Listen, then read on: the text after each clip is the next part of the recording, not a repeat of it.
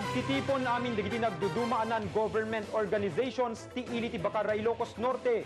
Dito yan isuro kadakwada dagiti nagduduma wagas nga aramiden iti panag-rescue. Agpat-patrol, Dayan D.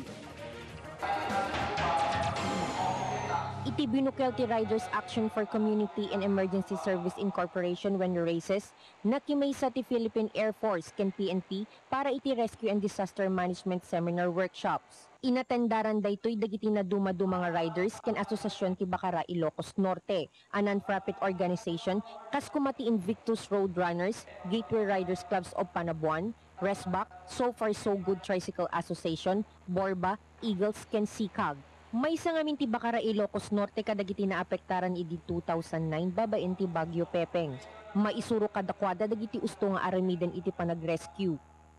Ito'y grupo ng mga kabataan, mga professionals dito sa Bacarra na mayroong kusang magandang loob to share their services free. Ti grupo met asikag mangipaay dati tulong da babaen ti first aid. Sa mga panahon po ng bagyo po ay nandiyan po kami na tumutulong. Kas makita ditoy, inpakita ti PNP ken Philippine Air Force no kasanoy assemble ti rubber boat. Mabalinday to ay mapabusog ti mano-mano wenno babaen ti oxygen tank.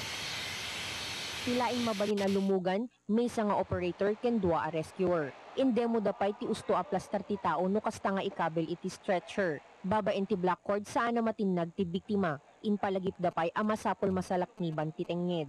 No kasta nga umuli ti rope ladder, masapol nga rugyan iti igi da paset. Insura dapay ti usto a plastar ti ima ken saka no kasta nga umuli.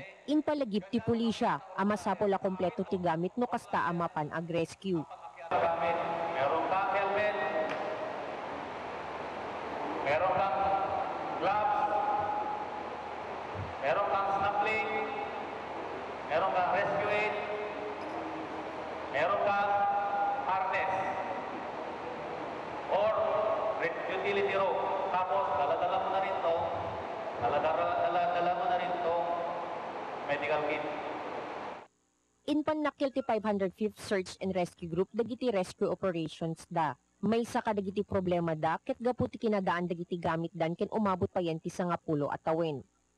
Nasa taas na kung pwede silang mag-donate o kaya magbigay ng mga additional equipment na pwedeng gamitin pang pangsagip buhay.